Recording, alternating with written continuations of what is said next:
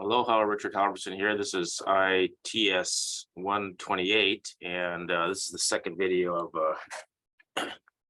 of fall semester. And today I'd like to dive into chapter 2. Let me first share my screen. And the second thing I want to say is today's the last day that you can put something in this weekly engagement. So you have to click on participation verification here and type something in. So make sure you do that. And almost everybody has done it. There's only a couple people, 3 or 4 people that haven't done it. All right. So so if we look at the overview, we are in chapter 2. And so I'm going to go over variables and expressions today. And we'll see how far I get. So let's go to the textbook. Does this work? Yes, sometimes it works. All right, so we're in chapter 2. And the important parts of chapter 2 are 1 through 7. Modules, you'll just pick, you'll pick that up, and representing text, you should look at that too. There are some challenge activities. This is what my version looks like. And we can see that there's some blue challenge activities there, and some of you have started working on them already. And we'll get to, I don't know if I'm going to get to the labs today, but what I'd like to do is make separate videos for those labs, because you should really try to do the labs yourself. And then if you're stuck, then you can open up a video and get lots of good hints. So my videos on labs give lots of good hints, but you got to sit through them. It's better, of course, it's better to try to figure it out yourself first. All right, so this chapter just talks about the concepts of variables and assignments. And a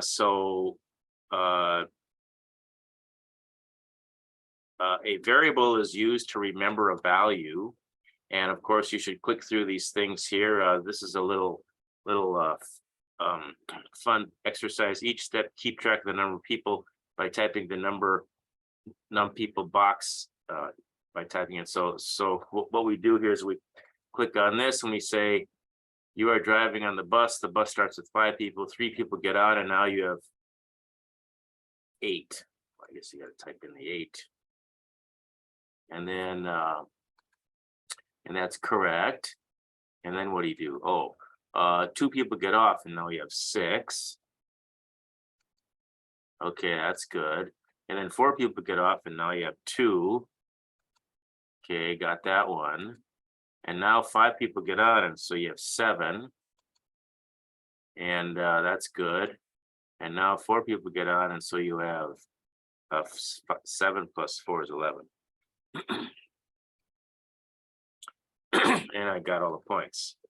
So that's this concept of a variable. This num people, you can think of this as a variable, and it's storing this value. It's storing the value. It's keeping track of the value, and what it's keeping track of is the number of people on the bus.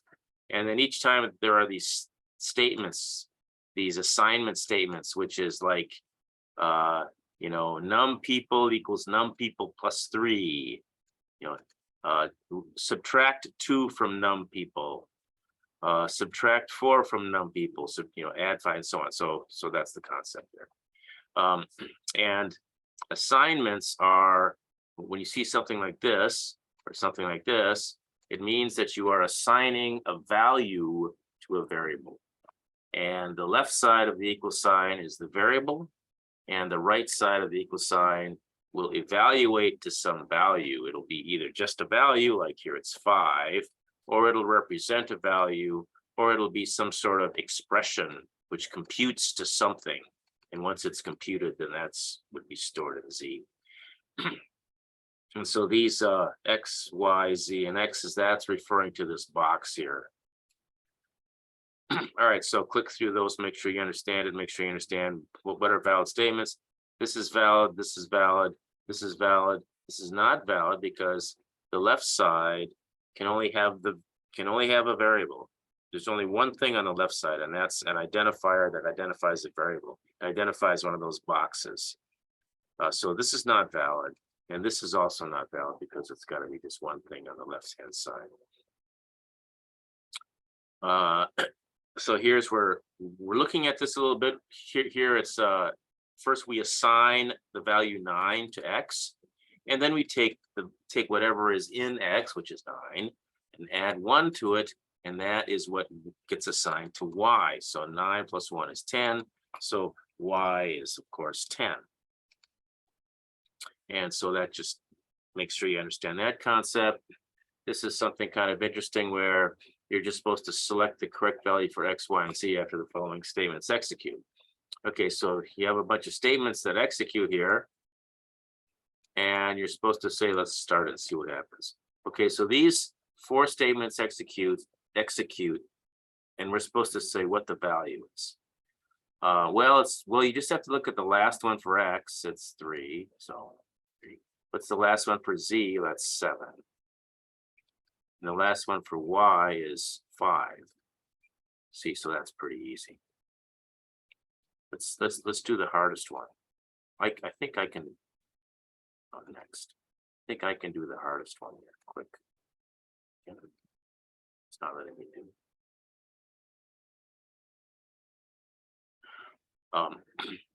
All right. I thought I had a version where I could, but anyway, but you can't. In the student versions of these books, you can't. But oh no, this is my, well, anyway. So for this one, it's y is 1, x is 3, and z is 7. And then anyway, you can do those. All right, how does this one work? Enter the output of the variable assignments. Okay, so start. What is it? What are we doing? Oh, so we're supposed to, so print x comma y. Well, it's going to be 7. It's going to be 7. It's not going to be you don't put the comma there. It just means it's another variable coming, and that's going to be, oh, but there is going to be a space. Put a space there, and so it's going to put a 4, and then since it's a print statement, it's going to do that. Can I do this? Okay, this time it let me do it.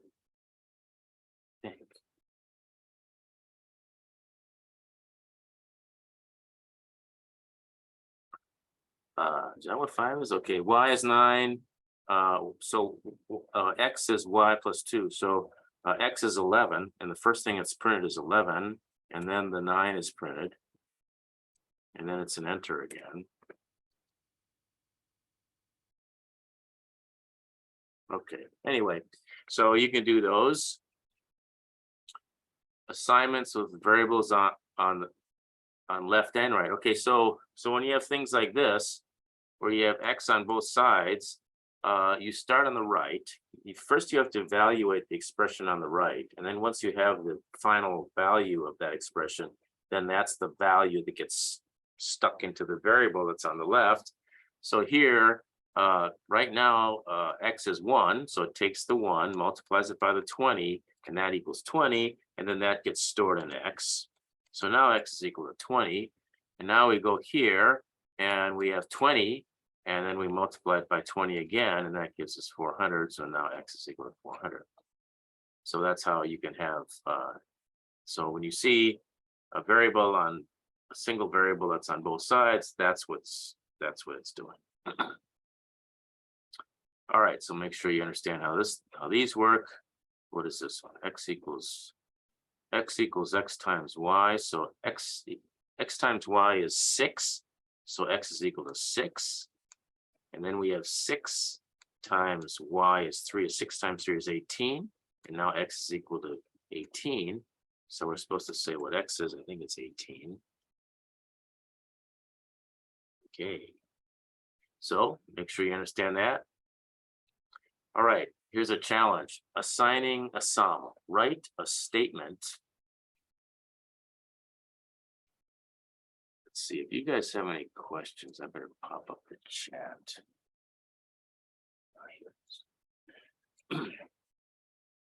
Write a statement that assigns a variable called total coins with the sum of nickel count and dime count. So, so for 100 nickels and 200 dimes, you're supposed to output the total number of coins, which is 300, of course, because 100 plus 200 is 300. That's all. It's not the value, it's the number. So we start out with a variable, and we're called total coins, and we're assigning it the value 0. You should always initialize your variable. Well, in Python, you have to. And here, what we're doing is we're asking the user to type in a number, and then we're going to convert it into an integer. So we put the int around it. See, this int is around it. And then that value is going to get stuck into that variable. And then we ask the user to enter in a second number, and that gets converted into an integer value, and then that gets stored in this value. And then we're supposed to write down the solution here. Well, it's simply total coins equals nickel count, that variable, plus what's the other variable, which is dime count. And that's all we need to do.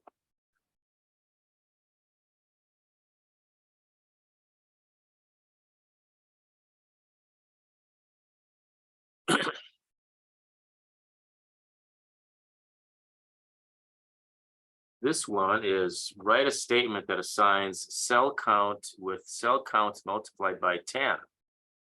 The operator to do multiplication is an asterisk. So if the input is 10, the output should be 100. So it takes cell count. It asks the user to input some number. But of course, when this input method here executes, what it gives you back is a string. It's going to be a string of digits, and then this int will convert that string of digits into the actual number value, and then that gets stored in the cell count. It's not the string of digits that gets stored in the cell count. It's the value of the integer that string represents. And then we're supposed to multiply it by 10, so we do. And to do that, we do cell count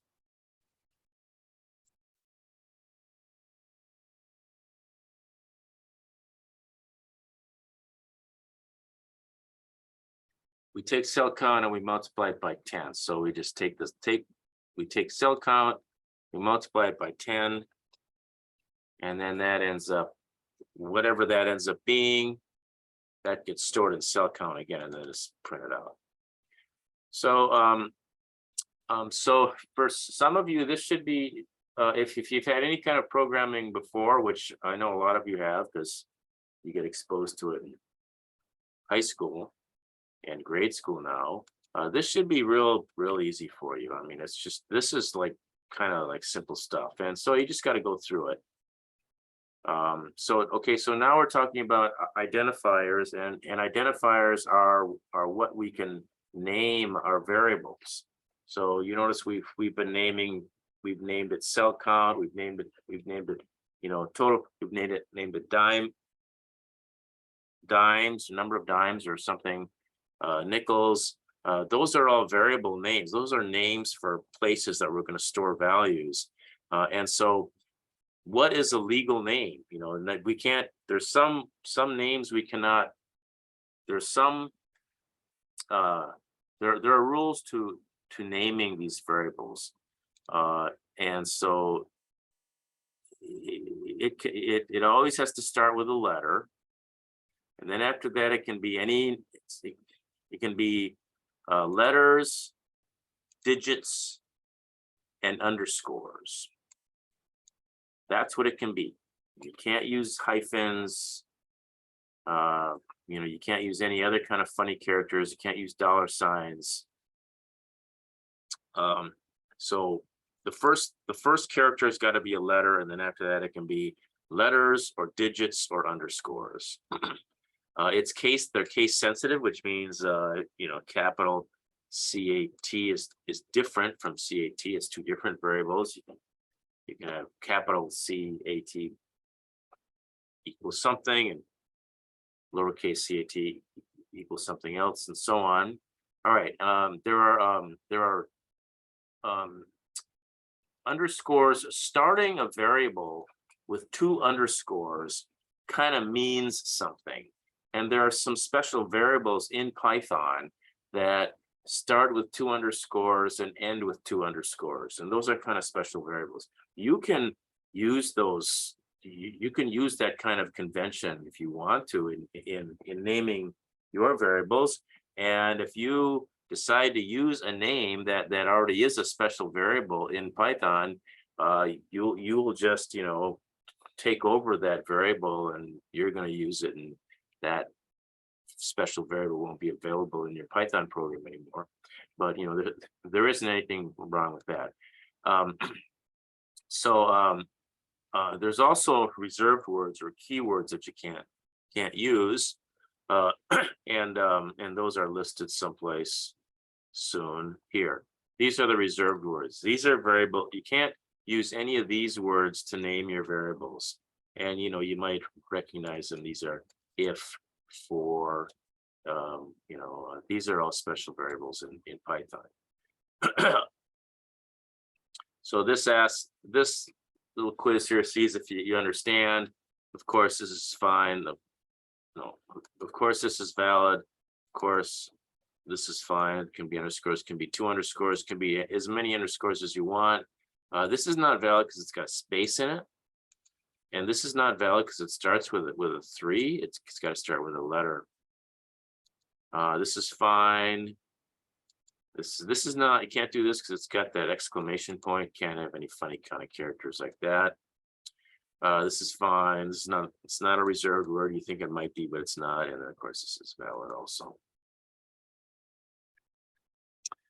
Here it talks about a style guide, and you know that this is personal. This is a personal choice of yours, and so you know, whatever, you know, yes, some people in some conventions, like in Java, they don't like you to use underscores. You should use bumpy caps or whatever you call them, where instead of you know, it's lowercase and then there'll be a capital. Num students where the S would be capital. So, you know, it's up to you. And I'm not going to say anything about what you call your variables, okay? What'll happen is that when you go out in the real world, you're going to develop your own convention. Or after you code for a while, you're going to develop your own way that you like. But if you're working on a team, you might agree to some conventions or something. But anyway, you know, you just got to be flexible. This is a nice tool to see if you can see if valid names. Let's see if this is a valid variable. Ah, it is. Great. All right. Now in Python, they kind of force you to learn this concept of, well, no, actually all object-oriented languages are kind of like this now, but sometimes I don't think it's that useful to think about variables being assigned addresses of objects rather than variables being assigned values. But really what's happening is variables are assigned addresses of objects. When you're assigning x equal to 4, the Python interpreter creates an object. It's got the value 4, and then it assigns x, you know, then x is given that address, the address of that object. It's kind of confusing, and it's kind of important that you understand it, but it's not really, okay? For many years, we haven't needed to have this model for how assignment statements work, but now I guess we do because of object-oriented programming, and yeah, it kind of makes sense. All right, so creating new objects, you should click through these. Here, we're printing 2 plus 2, so it takes 2 plus 2. First, it takes 2 plus 2, evaluates it, stores it into a memory location, and then once, you know, it's an object, and once it's printed, it's not needed anymore, so it's disposed of, and this 96 is freed up to be used by something else. And then here we're x equals 7, and so here we decide to use 98 for x, and 7 is stored in it. 7 is the object. We print the object. Here we keep it. Objects are retrieved from memory. So anyway, just click through that. Here's this concept of name binding. This helps you understand it a little bit more, but not really. I'm an old timer. I don't think it's that important to understand this concept of objects at this level. I mean, we're going to learn about classes and creating instances of objects that have methods and properties and all that. That's you need the concept there, but I don't. Okay, so here you've got this variable called Bob underscore salary, and we're going to assign it 25,000. So we create this object. It's got the value 25,000 in it, and Bob's salary it actually contains the address of that object. And then we go on, and now we create Tom's salary. It's got to create another one for Tom, and then we do this again, and we say then we set Bob's salary equal to Tom's salary. So because it's this way, then both Bob's salary and Tom's salary point to the same object. You know, it's kind of weird. In the old paradigm, Bob's salary would just take on the value that Tom's salary was, but anyway, and then here we're setting Tom's salary equal to Tom's salary times 2 or times 1.2, so that we're going to create a new object, which is 30,000 times 1.2, and then the variable Tom's salary gets that. So it looks like that, and then here we have create a new one called total salary. We add that up, 66,000, and we create a new object and set that like that. Now, so these objects have 3 properties. They all have a value, and then they have a pretty particular type, like integer or string or a floating point number with a decimal point, or and then an identity, and that would be the address out in the memory. That's the address of the object. It's usually just an address. It's a number. And so so when you print, you put the name of the object there. You're actually getting at its value. You're getting at its value, and that's what actually gets printed. So on. Okay, so this is, and then the type. So there are these functions here. If you type, you have a variable called type of x, and then that's going to output a type. It's going to output this thing here. And by type, they mean, well, we'll learn a lot more about this later, but the class type. And so it's an integer class type. This is a string class type. ABC is a string class. This, because it's in quotes. Okay, so the concept of mutability and immutability. Mutability just means change. Mute is this change. Mutate is just to change. So if you can change it, if you can change the value of the object, it's mutable. If you cannot change the value of the object, it's immutable. Okay, the coronavirus mutates. It means it changes.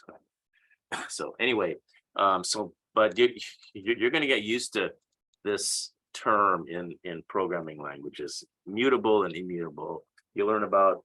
It's important to know what kind of Python objects are mutable and what kind aren't mutable. It has to do when you're passing a variable to a method to do something to it.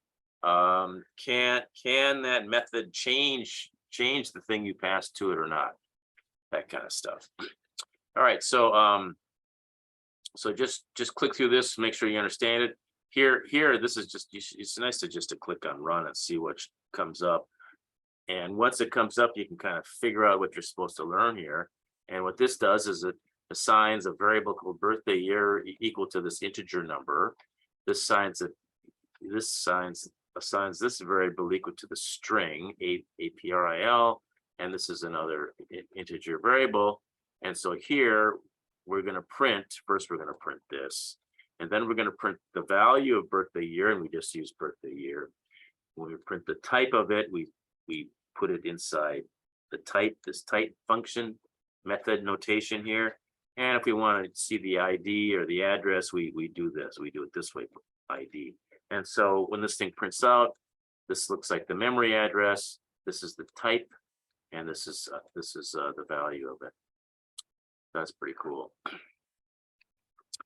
So which built-in function finds the type of an object? Type. So anyway, go through those. Okay, that's we've seen integers and strings. There's also floating point numbers, and they're represented, uses the same bytes in memory, but the value of those bytes is interpreted differently. There's an implied decimal point in there and all that. So a floating point number is a real number like 98.6 or 0.0001 or minus whatever term. The term floating point refers to the decimal point being able to appear anywhere. In other words, it can float. And so a floating point literal looks like this. It looks like this. So it's got a decimal point. Floating point literal has a decimal point. And so this when you read in a number, when you ask the user to input something, and oh look, it decided to output a nice string to tell the user what it's asking for. And so when this thing executes, this thing is printed out. The user types in 450. So this 450 comes out of this, and then the float operation is done on the 450, and it turns out it returns and stores into this variable 450.0 or something, 450.0 or something like that. And so it's going to be formed. And so here we print out 450. So that's why it comes out 450.0. Would take this many hours to fly and this many hours to drive. And it figures if you fly, you fly at 500 miles an hour. It figures you drive at 60 miles an hour. That's not big fast. It's not for the mainland though, I guess. All right. So anyway, that's what this is, just explaining floating point numbers and literals. There's also this scientific notation, and you can write it like this like this, where this is like 6.02, and this is E means times 10 to the. So 6.02 times 10 to the 23rd power. That's like Avogadro's number or some chemistry. So that's how you write it. Something like this, 0.001, that's actually 10 to the minus third power because it's 0.001. This is how you would write it. You would say 1.0 times 10 to the minus third power. And so you can just write this on the right side of an equal sign.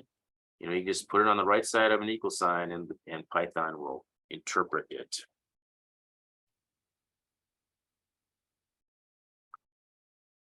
So anyway, click through these to make sure you understand them. Oh, here's if you want to understand E equals MC squared. Okay, so really the only thing which you got to know out of this, and this is what you know, you're never gonna have to derive the formulas. Okay, the formulas will be given to you. The formulas may be given to you in some form, and you might have to manipulate it to some other form, maybe. But you know, you can have somebody that's real handy with algebra kind of look over your shoulder there. You can ask your colleague to check your work. But what you need to do, what you need to know how to do, is how to represent this, well, this thing, as an assignment statement. So you have this value for M, and you've got this value for C, and you're going to take the C and you're going to square that value, and then you're going to multiply it by this value for m, and that's going to equal e. You know, whatever e is, whatever c, you don't know. The units will all work out. Someone else worked this out. Some brilliant Einstein dude worked this out. Okay, and what you have to do, you have to be able to know that c, we're going to call that's the speed of light. That's the speed of light, right? Where's the c? So the speed of light in meters per second. C is the speed of light in meters per second. So this is what we're going to call c. In our program, we're going to evaluate this thing. So we're going to call c this because it makes more sense to us. We're going to call so c squared is this. It's c, and this is what you have to know. To make it squared, it's asterisk asterisk 2.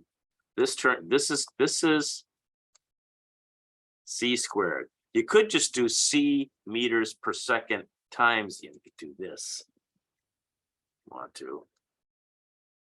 I mean, that works. C times c squared, you could do it that way, but you know, whatever. The times works for anything. So it doesn't, if you're just going to do, you know, times 2, you could just do this. But if you're going to do times some other kind of thing, then of course the times works better. So let's go back and put that there. Another way of writing it is like this, where you put the c and then you put that upward, you know, the upward caret, which is above the 6. Do that character. I think some languages you actually use that character. Okay, so this is so m is the mass of something. I don't know, it's the mass of something, and so that's in grams or kilograms. Mass in kilograms times the speed of light, which is whatever it is, 80. If here, this is the centimeters per second. That's how many centimeters light travels in 1 second. You square that and you multiply it by the mass, and that's what the E, that's what energy is. I don't know, energy in joules. Oh, I guess this is converting it to how many joules in a battery. This is how many joules are in a AA size battery. Okay, and this is how many joules there are in a ton of explosives. Okay, that's 4 times 10 to the 9th.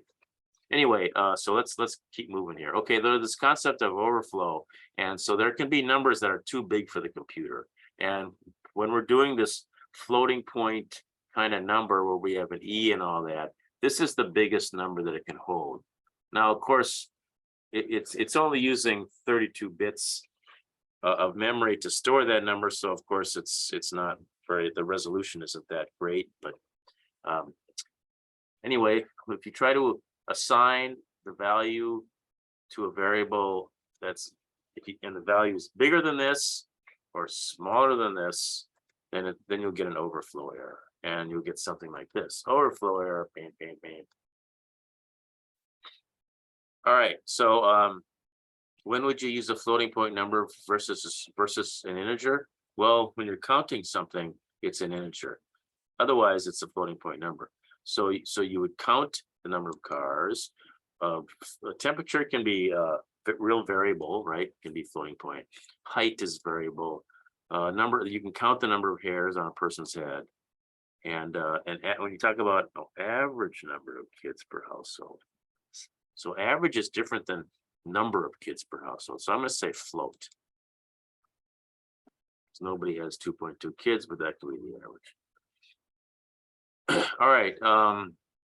When you want to output floating point numbers, sometimes you want a lot of digits to the right of the decimal point. Sometimes you don't. You want less. And so this is how you can. This is a formatting for saying how many you want to the right of the decimal point. So we have a variable called myFloat, and we want to output myFloat, but we only want to do 2 digits to the right of the decimal point. This is how you would do it: 0.2, digits to the right of the decimal point. It's this floating point notation, and that's, you put this around it, and that's going to make it happen. See, so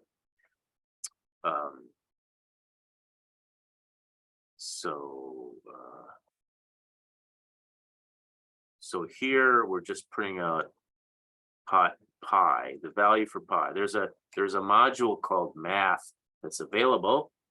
You put this at the top of your Python program, and then you have this module called math, and math gives you a bunch of values and operations and so on. And one of them is math.pi. So this is actually the value for pi, 3.14159, blah, blah, blah. And if we're just going to print out the value for pi, we just do that and look at prints out like that. But if we want to print out only 4 digits to the right of the decimal point, this is how we do it, and it comes out looking like that. So anyway, that's that. Time is it? Okay, this is finish the program to compute how many gallons of paint you would need to cover a given square feet of walls. So assume 1 gallon covers 350 square feet. So we're going to read in the wall area, and then we're going to say the number of gallons we need is the wall area divided by 350. And oh, they want us to use this for the variable for the gallons of paint. So I'm just going to say gallons of paint equals wall area. This wall area in square feet divided by 350. I guess it's going to be square feet divided by 350.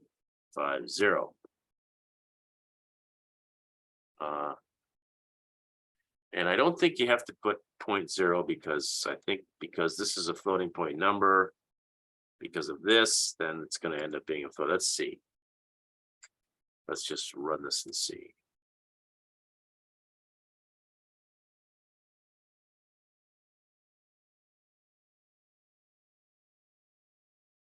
I guess it worked fine.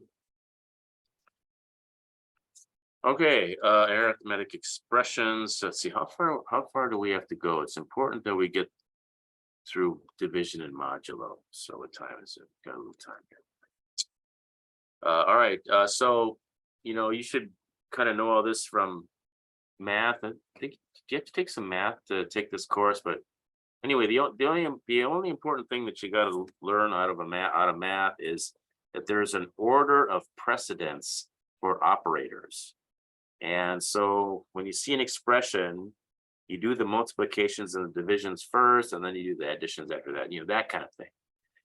So first of all, what operators are there? Well, of course, there's plus, minus, multiplication, division, and this is exponent. So this is x to the power of y, x to the y power kind of thing. And so valid expressions are these can be on the right side of an assignment statement. Does this work? Yeah, I think this is valid. This is valid. What's wrong with this? This doesn't make any sense. It's got to be a multiplication symbol in there. So it's not valid. This doesn't make any, is there, unless xy is the variable. Oh no, x and y are different variables. So this would not make sense. This is supposed to be an expression. Okay. I don't think this is not an expression. This is an assignment statement. This is an expression, but this whole thing is not. Well, yes, that's right. So I'm going to say not valid. Okay, yes, okay. Does the expression correctly capture the intended behavior? 6 plus num items. Yeah.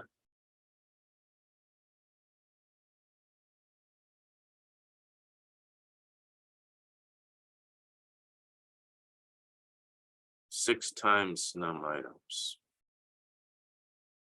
Oh, I see. we're supposed to say if this is a valid, yeah, no, it's not an X, it's a multiplication symbol. So it should be this one. So this is wrong. It should be a multiplication symbol. Total number of days divided by 12. I guess that's right. No, that's not wrong because there should be an asterisk. Yeah, I think that's right. And no.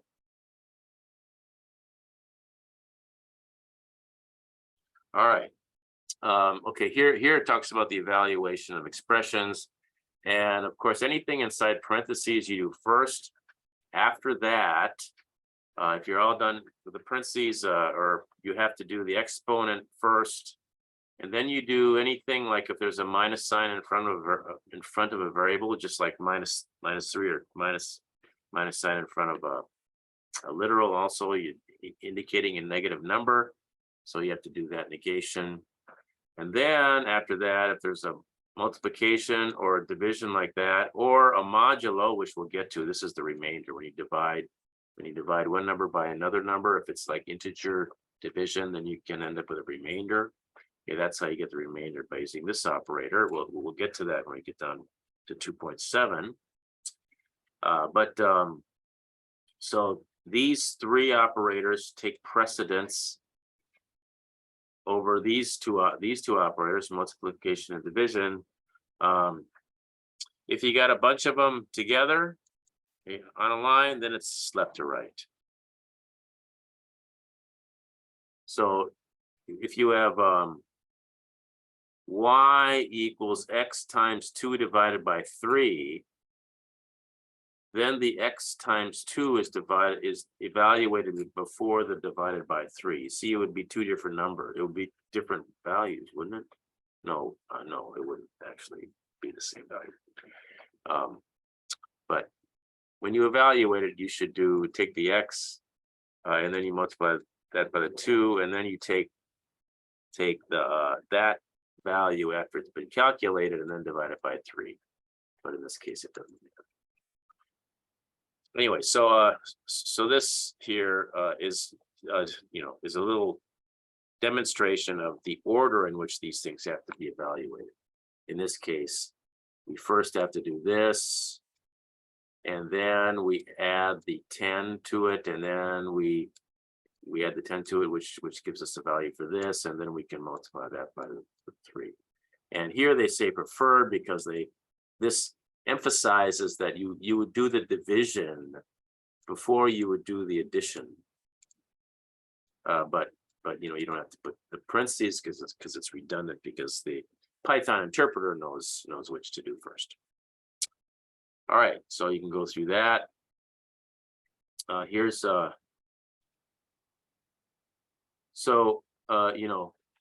you might be given a problem, and you might be given something that looks like this, and you will. I think we actually have a lab to do that.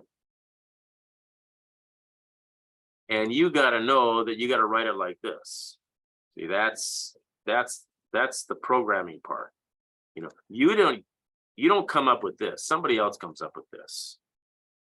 I don't know, you might come up with it, but this is how you'd write it when you're explaining it to somebody. But then when you're going to write Python code to do it, you write it like this. The parentheses like that, plus sign, you use these asterisks instead of an X, and so on. And you don't put, well, yeah, I don't see any of those. All right. So this tests your understanding of that. Calculate the values of integer expressions. So this is another one of these where we go, all right, let's just do one. What's the program output? What's y? Well, x is 7, add 4 to 7, you get 11. 11, I guess. Let's do a harder one. Let's do this one. You got x. So the first thing that's going to be printed out is x. The x. Okay, I'm just going to put the 3 there for now. No comma. And then the y is going to be 3 plus 8 is 11 times 2 is 22.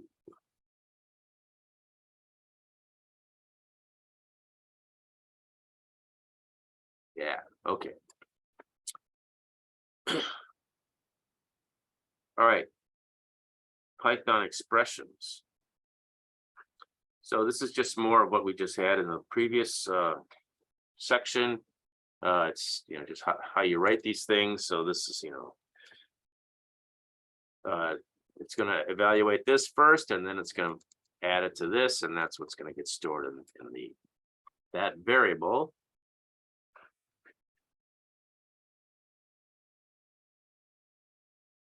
Okay. Again, this is personal. I don't like putting all the spaces in there. When I write my code, it's nice and compact, but they like to tell you what your personal preferences should be. Well, I guess that's okay. So what we're supposed to do is retype each statement where we're supposed to put spaces around each one. So this should have, well, you can do it, you understand. We have these compound operators. Lots of times you're going to want to do this where it's going through a loop, and each iteration through the loop you're going to add 1 to the age. If the age is 10, 11, 12, 13, 14, whatever, and you instead of writing this, you can just write this. This means age equals age plus 1. This means age equals age minus 1. This is age equals age times 1.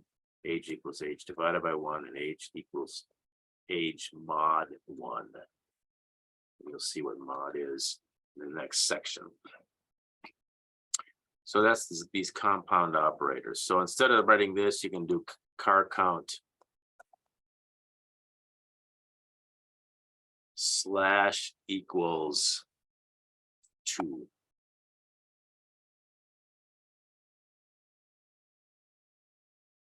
Oh, and when you're writing big long integers, don't put the commas there. Don't put commas there. Write a single statement that assigns average sales with the average of this plus this plus this. Okay, you're supposed to know to put a parentheses around the this plus this plus this before you divide it by 3. So it's going to be average sales equals parentheses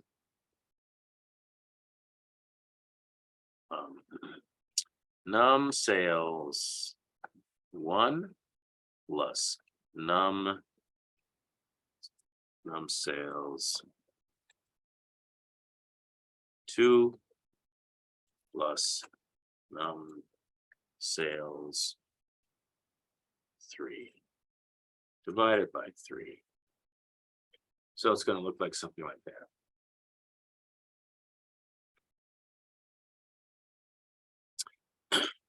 All right. Sphere volume. Okay. Oh, now we got to do 4/3 pi r cubed. So we're given pi. We're not going to use that math module. We're given the sphere. This is this is where we're going to store the answer. And then we read in the radius. The radius is the r. So write your solution. Well, the sphere volume, that's the left side of the assignment statement, is equal to, we have to write 4/3. So I guess that's this. I'm going to put parentheses around. Oh, I'm going to do just do this. See if this helps me. Copy, paste. Okay, we've got 4/3. That's okay, just like that. Times, and this pi symbol, that's just got to be pi because we've defined pi. R is this sphere radius. That's what we read in. So that's what R is. Time. Pi times, oh, gotta do this, times R to the 3rd power. And we can just write it like this, because the first thing it's going to do is it's going to do, well, it'll do this calculation and it'll do this calculation. It'll do that calculation before it multiplies it by pi. You see, this, in this case, it would be different. If we did pi times sphere radius and then took that to the third power, that would be different than taking pi and then, so. Anyway, so I think this is the answer. Looks something like this. And we don't have to put any more parentheses around it.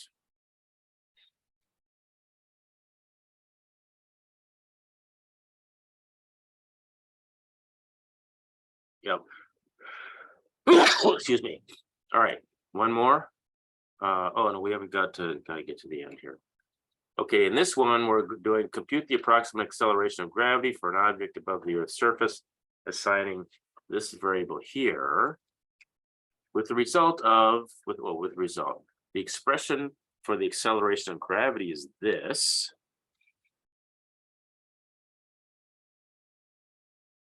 Okay, and we want this variable here, right? Oh, look, it gives us a G. That's nice. It gives us an M. Okay, so it took care of taking this and writing it like this, and then taking whatever else, so this, and writing it like this. Well, thank you. This is the destination variable. We initialize it to 0. We don't have to initialize it to 0, but it's a good idea too. And then we're going to do this equation. So I'm going to take this, copy this, and this is going to be equal to, that is going to be equal to this. Copy, paste. And let's see, the G, that's fine. The M, that's fine. Multiply, that's fine. Multiply, that is fine. That divided by, and I guess we got to do d squared. We can do d times d, or we can do the d squared, looking like that. It's got the parentheses around everything, and this might be all we need.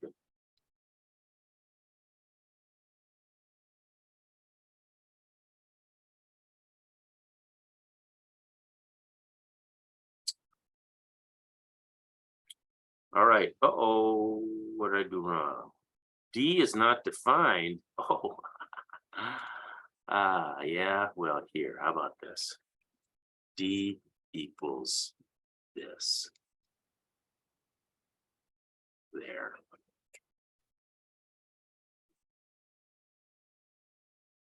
Now, of course, really what they wanted me to do is they wanted me to put this here and do away with this. Same thing. All right. So next is division and modulo. So there's two ways to divide. You can do integer division, or you can do floating point division. Floating point division, you just get one number result, and it might have a decimal point with certain digits to the right of the decimal point. But if it's integer division, then you just end up with two integers. You end up with a quotient, which is an integer, and a remainder, which is an integer. Just like back in grade school, when you learned how to divide back then, you got a quotient and a remainder. Turns out in most computer math, a quotient and a remainder is much more useful than just a single floating point number. And so in computer languages, we distinguish between the two. So we offer the single slash is a integer, is a floating point division, and a double slash is an integer division. And so you do the double slash and you end up with the quotient. And if you do the where's the modulo? If you do the percent, then that's how you get the remainder. So it's kind of like if you want the quotient and the remainder, you have to do two operations. You have to first you do the double slash to get the quotient, and then do the percent to get the remainder. And of course, you can think of times when it's useful. Determine the result. Type error if the program would terminate due to division by 0. If the answer is floating point, answer in the form of hashtag dot hashtag, even if the answer is a whole number. Okay, so this should be 3.00, and this should be 0.5, no, 0.5, yes. And this should be, what's 5 divided by 2? It's 5 divided by 2 is 2 with a remainder of 1. So they're asking for the 2 part.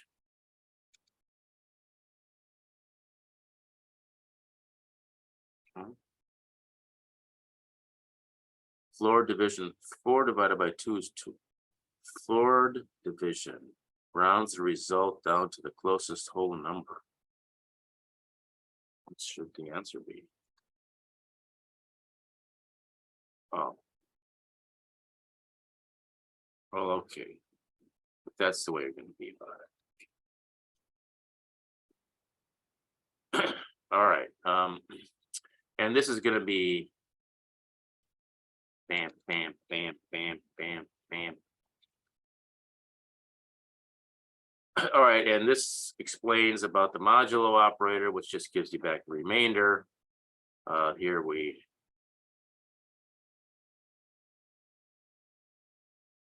so like if you have minutes, some value for minutes that's greater than 60, and you want to factor out the hours, so you take the number of minutes, divide it by 60, and you just want the quotient, and that gives you the number of hours. But then you want the remainder because that's the number of minutes, and the remainder, of course, is going to be less than 60. Remainder is going to be between 0 and 59. It's always going to be that way. So the remainder will be between 0 and 1 minus the divisor, dividend divisor. Yes. All right. So this tests your understanding of modulo. This is 2. No, this is 0. And this is 1. And this is 8. Yeah. And this is 6. Methinks. And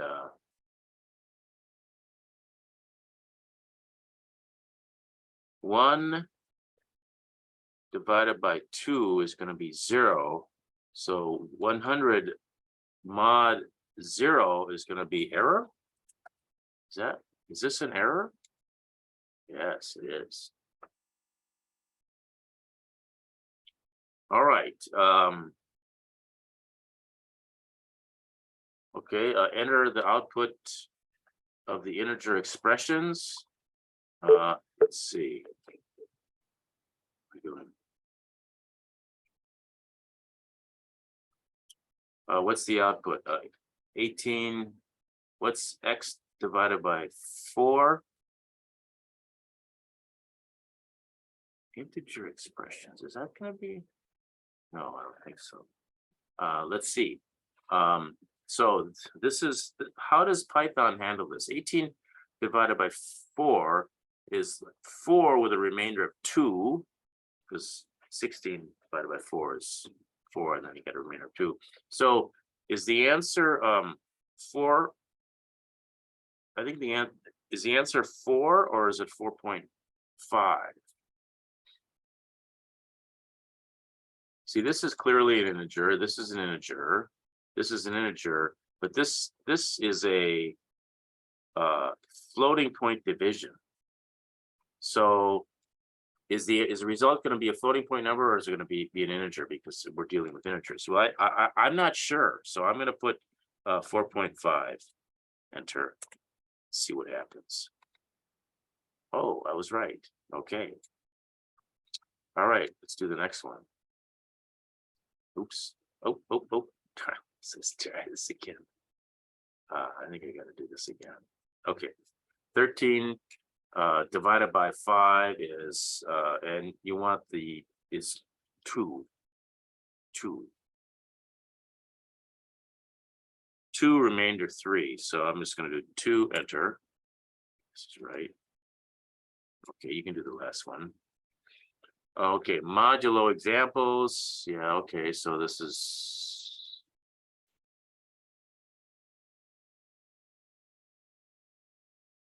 okay, this is how, if you want to just get the digits, you start it with a number and you can successively divide by, or you if you want to get the digits out, first you do a mod 10. A mod 10 will always get you the lowest order digit. So mod 10 gets you the lowest order digit. And then integer divide by 10 hacks off the lowest order digit. It removes the lowest order digit. So if user val starts out at 927, this is going to hack off the 7. Or no, this is going to isolate the 7. It's going to give you the 7. And then this is going to dividing by 10, but it's integer. It means it's going to like remove the 7 and you end up with just the 92. See, this is going to give you just the 92. And this gives you the 7. So that's what, so you can go have a loop like this to you know, remove the 7 and then the 2 and then the 9. And there's some times that you want to do that. But this is a technique. If you want to convert from like one number system to another number system, you would do a lot of that.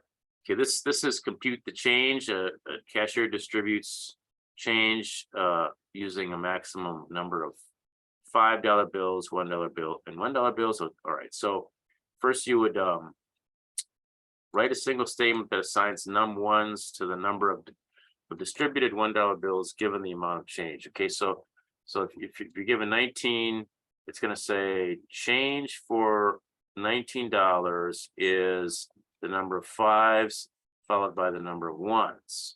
Okay, the number of 5s is the number amount to change in integer division, and then I guess you want the 1s, it's going to be the mod.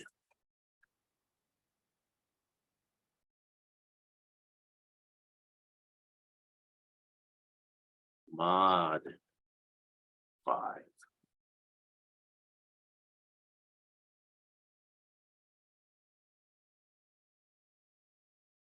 All right, so why don't you step through module basics? Are there, I don't think there are any other challenges. If there are challenges, I can do them next time. Oh, here's a challenge. What time is it? 34. Is this, there's one challenge, 2 challenges here, and then let me see.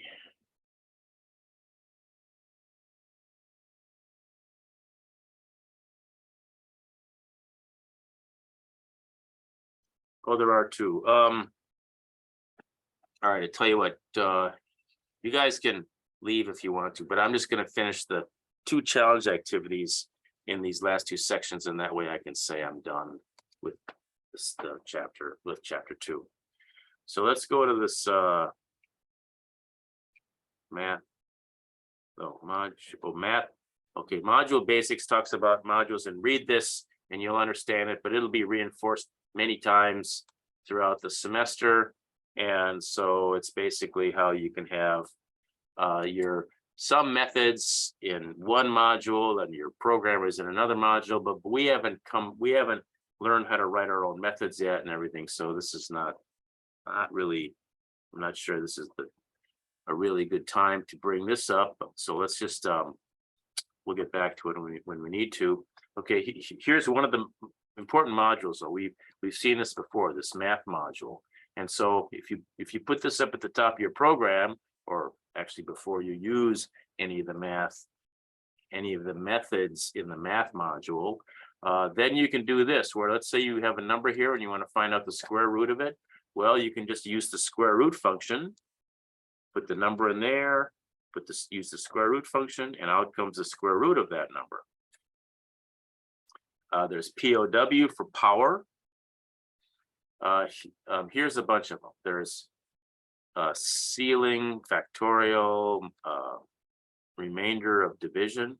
Okay, so there's all these functions. Okay, that's great. Determine the final value of z. What's the ceiling? What is ceiling? Is that like the integer above it or something? Round up value. Okay, so it must be 3. Yeah.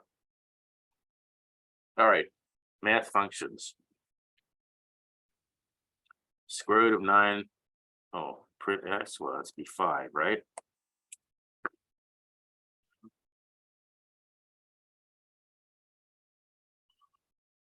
I forgot to put the decimal point. Yeah, see how picky they are?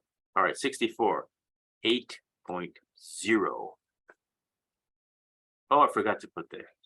One more time. All right. All right, let's do a harder one. Whoa. Okay, we want the floating point absolute value. Is that what FABS stands for?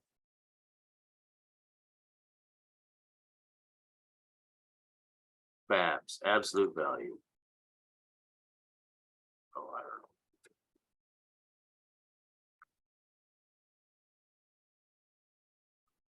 don't know. All right. I'm just guessing when I guess here.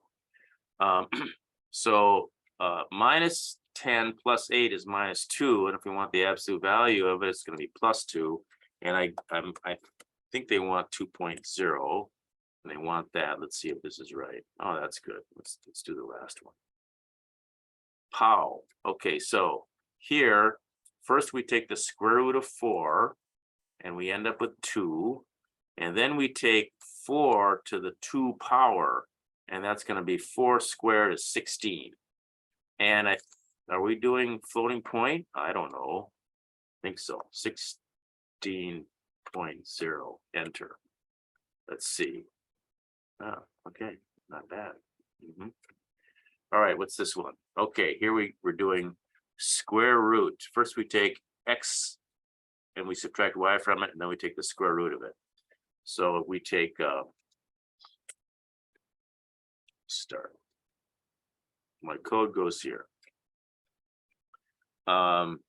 Z equals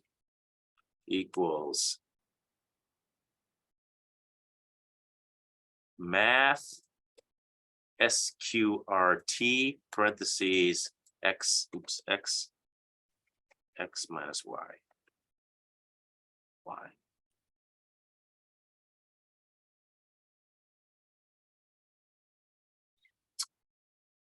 Let's see if this works.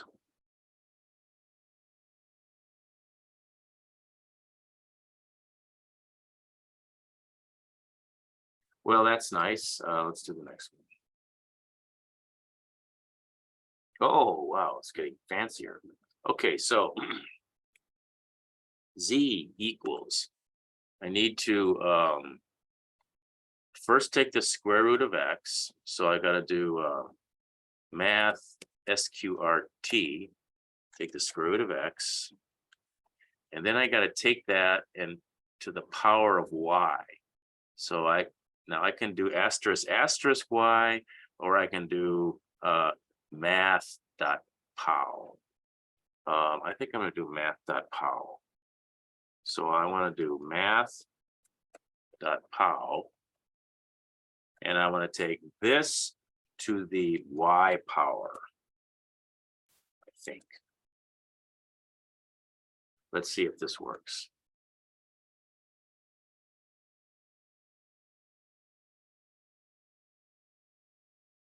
All right, let's see what this one. I won't submit this one. I'll just. Okay, so we want the absolute value. First, we want to take the absolute value of y, and then we want to subtract x cubed from it, and then that whole thing we want to take the square root. So we do? First, we take z equals. I'll tell you what, I'm going to do it this way. First, I'm going to take the absolute value of y, and that's math dot FABS of y. And I'm going to subtract from that x cubed. So that would be math how x comma 3, x cubed. So this now is this part inside. I want to take the square root of the whole thing. So math SQRT, the whole thing. And that is what z equals. So now I want to put z equals. So this x cubed is this. The y absolute value is that. Okay, let's see if this works.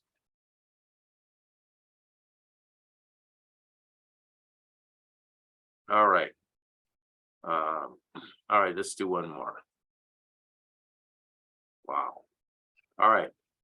Assign the distance between those 2 points. Okay, point distance is the distance between those 2 points. This is good stuff. So I got all these numbers and I just need to do this. So distance,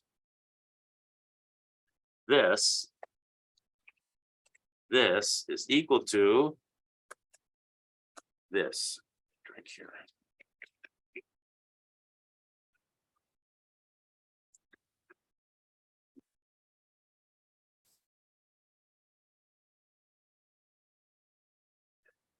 This. And so this is math.sqrt. Okay, that's that. This is x1, that's right, minus x2. Squared is, well, I'm just going to do this. And I'm going to do this. That's all I got to do.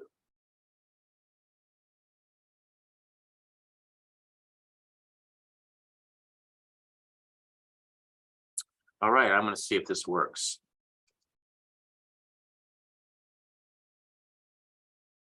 Yep.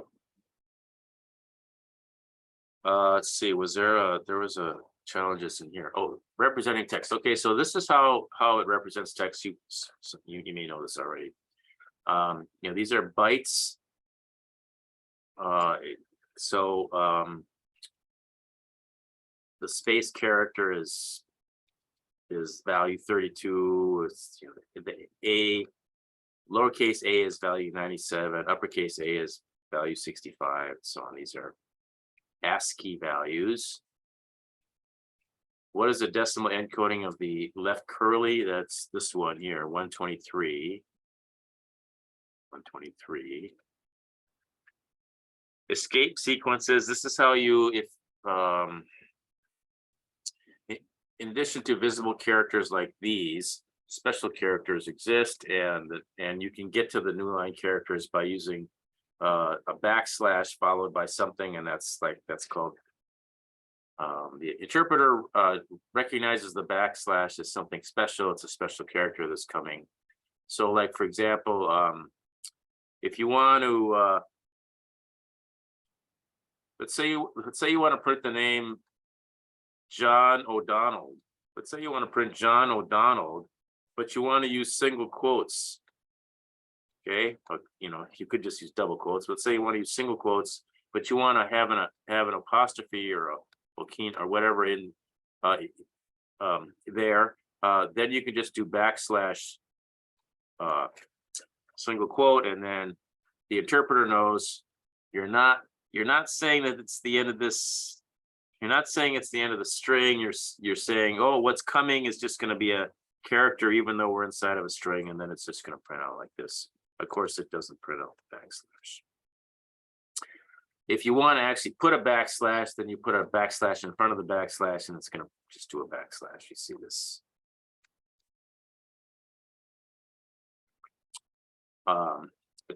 Backslash n means new line.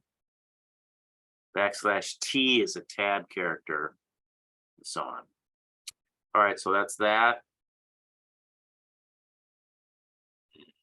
Sure.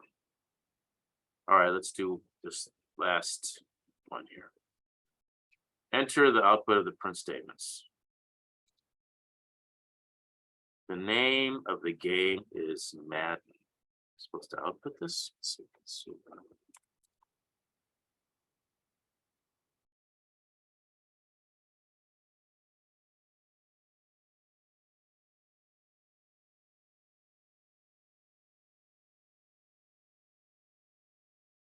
The book's name is The Hobbit. Yeah. By the way, yours are going to be different. I forgot to put the slab and enter. But it's nice. It gives me a chance. I think yours might be a little different. Let's do a harder one. Okay. Oops. ARYA slash. Oh. Okay, slash N Drew Maya is slash and then followed by this and then Rudy. Enter. So this means that I want the slash that's coming. I actually want that to be printed. So it's not gonna. So this would normally be a new line, but it's not a new line because the slash. Anyway. And then here we actually do want a new line, and that's why there's a new line after Drew. And then for Maya, we want to print Maya slash. That's Maya followed by a slash, just a single slash, followed by a new line, and so that's why there's a new line after the slash and then Rudy. So I think this is right. All right, you can do the last one. Oh, this uses that R thing. What is R again? Does it mean I'm supposed to do it just?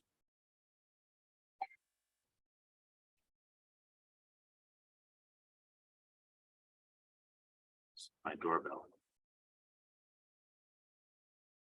Okay, R just means do it just like it is. Okay, so that would be the escape sequence for double quote is dunt enter. All right, does that work?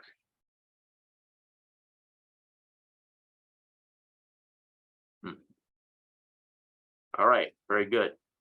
Okay, you can do the rest. I'm gonna end it here. Sorry for going so late. Are there any questions?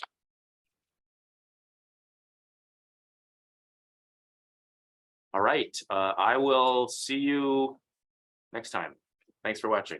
Oh, I will make these as short videos, and they'll be up before the next class. Thanks for watching.